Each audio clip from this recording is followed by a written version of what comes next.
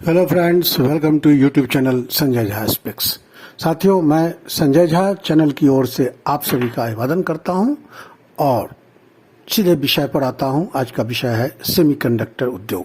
दोस्तों, बुधवार को प्रधानमंत्री नरेंद्र मोदी ने ग्रेटर नोएडा में सेमीकॉन इंडिया समिट 2024 का उद्घाटन किया। उन्होंने कहा कि मैं चाहता हूं, मेरा सपना है, मेरी इच्छा है कि दुनिया की हर डिवाइस में भारत में बना हुआ चिप्स, भारत में बनी हुई चिप्स का उपयोग हो।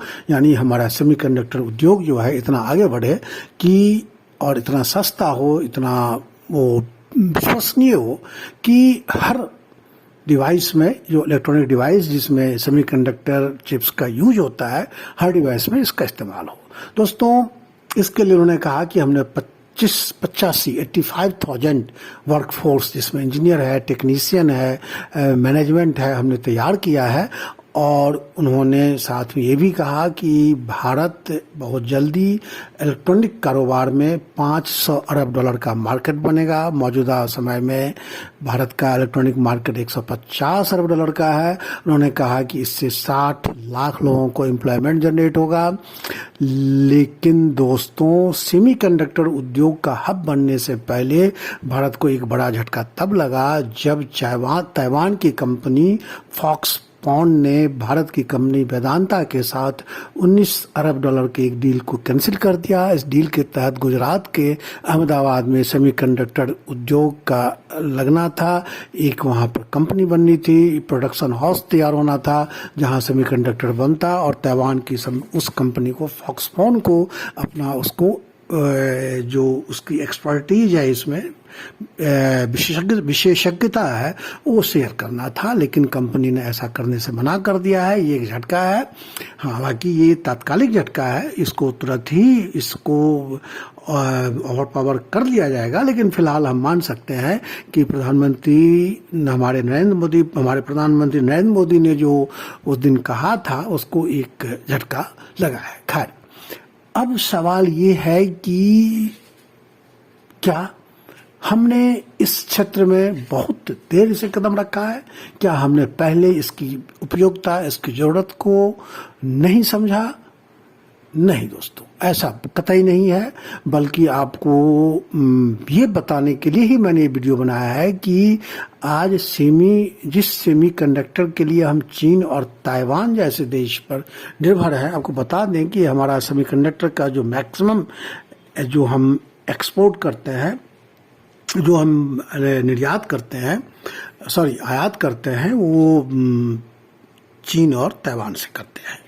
तो आज से 40 साल पहले जब चीन और ताइवान ने इस विषय में सोचा भी नहीं था, भारत में सेमीकंडक्टर प्लांट न केवल स्थापित हो गया था, बल्कि ये प्रोडक्शन भी इसने शुरू कर दिया था।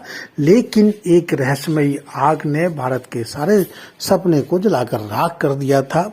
हम उसी विषय पर बात करना चाह रहे हैं कि आखिर वो कौन सा प्रोजेक्ट था और उस प्रोजेक्ट में आग कैसे लगी, इसके बारे में हमें जानना चाहिए। दोस्तों, प्रधानमंत्री इंदिरा गांधी, 1976 की बात है, जब हमारे देश की प्रधानमंत्री इंदिरा गांधी ने सेमीकंडक्टर की उपयोगिता को उन्होंने समझ लिया था और भारत को इसका हब बनाने की तैयारी शुरू कर दी थी। उसमें चीन और ताइवान ने इसके बारे में नहीं सोचा था। कैबिनेट ने सेमीकंडक्टर इंडस्ट्रीज को ओके कर दिया था, हरी झंडी दे दी थी। और 1976 में जो कैबिनेट ने 40 साल पहले जिस इंडस्ट्रीज पे कैबिनेट ने मुहर लगाई थी, उसका नाम था सेमीकंडक्टर कॉम्प्लेक्स लिमिटेड। ये 100% भारत सरकार के स्वामित्व में सेमीकंडक्टर बनाने के लिए इस कंपनी का गठन किया गया था। 1976 में एक एक्सपर्ट पैनल ने इस इंडस्ट्रीज के लिए 2 संभावित जगहों की पहचान की थी, एक मोहाली और दूसरा मद्रास। डिपार्टमेंट ऑफ इलेक्ट्रॉनिक्स के विशेषज्ञों को इस प्लांट के लिए सबसे सही जगह मद्रास लगी थी। लेकिन भारत में हमेशा से जो पॉलिटिकली जो प्रेशर ग्रुप बना रहा और जिसने कई सही चीज़ों को रास्ते पर दिया, उसी सिलसिले के तहत जो पंजाब के उस समय के मुख्यमंत्री थे ज्ञानी जैल सिंह, वो अड़ गए कि नहीं, ये जो सेमीकंडक्टर प्लांट है वो मोहाली में, पंजाब के मोहाली में लगना चाहिए, जो चंडीगढ़ के पास डेवलप हुआ था। खैर अंत में वही हुआ कि जो ज्ञानी जैल सिंह चाहते थे वही हुआ। 1978 में पंजाब के मोहाली में सेमीकंडक्टर कॉम्प्लेक्स लिमिटेड बनाने का फैसला लिया गया और उस समय मोहाली नया नया औद्योगिक सिटी के रूप में डेवलप हो रहा था। तो चलो कोई दिक्कत नहीं थी, मद्रास में लगता, मोहाली में लगा, कोई दिक्कत नहीं, मोहाली में इसकी शुरुआत होगी। सरकार ने तब इस इंडस्ट्रीज के लिए 15 करोड़ की रकम आवंटित की। 1983 में इस प्लांट का उद्घाटन हुआ और उसके बाद इस प्रोजेक्ट के लिए आईआईटी और इंडियन इंस्टीट्यूट ऑफ साइंस से गणित, भौतिकी और इलेक्ट्रॉनिक्स में स्नातक छात्रों का चयन किया गया। 1984 में इस प्लांट से बेसिक प्रोडक्शन शुरू हो गया। सेमीकंडक्टर कॉम्प्लेक्स, अब देखिए 93 में फैक्ट्री लगी, उद्घाटन हुआ। 1984 में जिस वर्ष इंदिरा गांधी जी को गोलियों से भून दिया गया था सिख आतंकवादियों के द्वारा, उस वर्ष इसने प्रोडक्शन शुरू कर दिया था। सेमीकंडक्टर कॉम्प्लेक्स लिमिटेड का लक्ष्य हाईटेक सर्किट और इलेक्ट्रॉनिक्स का डिजाइन और निर्माण करना था।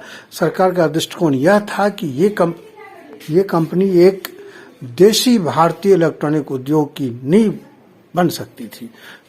इस इंडस्ट्रीज के विशेषज्ञों के हवाले से बताया गया है कि सेमीकंडक्टर इंडस्ट्री को चलाने के लिए 4 चीजें चाहिए होती है। ये चीजें हैं वित्तीय पूंजी, मानव संसाधन, इंफ्रास्ट्रक्चर और चौथा है मैन्युफैक्चरिंग टेक्नोलॉजी। चूंकि इंदिरा ने इस सपने में पूरा दमखम लगा दिया था, इसलिए पहली 3 चीजों तो भारत को हासिल हो गई थी, लेकिन चौथी और अहम चीज जो भारत को नहीं मिली थी वह थी मैन्युफैक्चरिंग टेक्नोलॉजी। भारत ने इस तकनीक के लिए कई देशों से मदद का अनुरोध किया, लेकिन हर जगह से निराशा मिली। अमेरिका ने, हर देश जो उस समय इसके एक्सपर्ट थे, अमेरिका ने किसी को भी भारत का मदद नहीं करने के लिए इतना दबाव बनाया कि भारत को किसी ने मदद नहीं की। इसके बावजूद भारत ने अपने टैलेंट के दम पर कोशिश जारी रखी और भारत ने पहले फेज में 5 माइक्रोन लेवल यानी 5000 नैनोमीटर्स के आईसी इंटीग्रेटेड सर्किट्स बनाने में सफलता पाई। या 5000 नैनोमीटर्स का मतलब आईसी के आकार से है। दूसरे फेज में इस प्लांट ने एक और कामयाबी पाई और सर्किट के साइज को और भी छोटा कर दिया और 0.8 माइक्रोन लेवल यानी कि 800 नैनोमीटर्स के सर्किट बनाने में कामयाब हो गया। ध्यान रखें, मतलब ये जानना जरूरी है कि सेमीकंडक्टर इंडस्ट्री में ये ट्रेंड है कि ट्रांजिस्टर के साइज को अधिक से अधिक छोटा किया जाए। एक्सपर्ट के मुताबिक इसका ये फायदा होता है कि चिप का परफॉर्मेंस बढ़ जाता है, एनर्जी की खपत कम होती है और कीमतें भी कम रहती है। इसी को मूर्स लॉ कहते हैं। बता दें, मतलब आज के हिसाब से ये काफी बड़े इंटीग्रेटेड सर्किट है। यह इंडस्ट्री की दिग्गज कंपनी IBM ने हाल में जो चिप बनाई है वो मात्र 2 नैनोमीटर साइज का है। विशेषज्ञ बताते हैं कि 1985-86 के लिहाज से भारत ने जो 0.8 नैनोमीटर का जो चिप्स बनाया था वो बहुत ही बढ़िया था और इतिहास से भारत की ये तरक्की बहुत अच्छी थी और भारत तब इस इंडस्ट्री की कटिंग एज टेक्नोलॉजी से मात्र एक ही पीढ़ी पीछे था और उम्मीद जताई जा रही थी कि आने वाले 10 सालों में भारत इस गैप को खत्म कर देगा, यानी वो अप टू द मार्क पहुंच जाएगा जहां तक चीन पहुंच चुका था। सेमीकंडक्टर इंडस्ट्रीज में भारत की उम्मीदें अभी बढ़ ही रही थी कि साल 89 का वो समय आया और 7 फरवरी 1989 इस दिन ऐसा हुआ कि मोहाली स्थित सेमीकंडक्टर कॉम्प्लेक्स लिमिटेड में एक आग लगी, और वो आग कैसे लगी वो आज तक किसी को पता नहीं चला। इस आग में सब कुछ खाक हो गया। इस आग की लपटें बड़ी भयानक तरीके से विनाशक थी। इस आग में सेमीकंडक्टर प्लांट पूरी तरह से जल गया। जहाँ प्रोडक्शन शुरू हुए 5 ही साल हुए थे और सब कुछ खत्म हो गया, सहा हो गया, राख हो गया। सारी मशीनें जल गई। एक आकलन के अनुसार इस समय इस आग में 75 करोड़ का नुकसान हुआ था, जो आज के हिसाब से अरबों में है। जब सेमीकंडक्टर यूनिट में आग लगने की घटना होती है तो यहाँ से जहरीली गैस और लपटें निकलती है। एक्सपर्ट के अनुसार ऐसी स्थिति में यहाँ से हाइड्रोजन क्लोराइड, हाइड्रोजन ब्रोमाइड और सल्फर डाइऑक्साइड जैसे खतरनाक गैसों का उत्सर्जन होता है। भारत के सेमीकंडक्टर सपने के लिए ये बेहद निराश करने वाली खबर थी।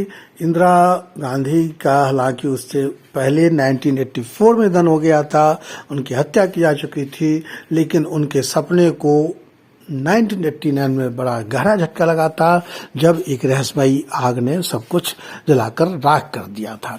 अब दोस्तों, जिस समय ये आग लगने की घटना हुई, इसकी जांच भी हुई, आईबी ने भी इसकी जांच की, लेकिन नतीजा कुछ नहीं निकला। आग कैसे लगी ये अब तक पता नहीं चला। दोस्तों, जिस समय ये घटना हुई आग लगने की, उस समय पंजाब में सिख आतंकवाद चरम पर था। जम्मू कश्मीर में भी जो है सेपरेटिस्ट मूवमेंट शुरू हो चुका था, वहाँ भी अलगाववादी तत्व हावी हो रहे थे। और सबसे बड़ी बात कि अमेरिका जैसा देश नहीं चाह रहा था कि भारत सेमीकंडक्टर उद्योग में किसी से, खासकर अमेरिका से होड़ ले। और उन परिस्थितियों में आग लगने के कारण पूरा सपना जो है चकनाचूर हो गया। और आज लगभग 40 साल बाद हम उस उद्योग को फिर से शुरू करने की कोशिश कर रहे हैं। अगर वो आग नहीं लगी होती तो सेमीकंडक्टर के क्षेत्र में आज हम बहुत आगे होते। दोस्तों, उम्मीद करते हैं कि पुरानी घटनाओं से आज का सिस्टम, आज की सरकार ने कुछ सीखा होगा और उन घटनाओं की पुनरावृत्ति नहीं होगी जिसने हमें 40 साल पीछे ला खड़ा कर दिया है। थैंक यू दोस्तों, इस एपिसोड में इतना ही। मुझे उम्मीद है कि आपको ये कंटेंट अच्छा लगा होगा। यदि ये कंटेंट अच्छा लगा है तो मेरे वीडियो को लाइक करें, चैनल को सब्सक्राइब करें। Thank you.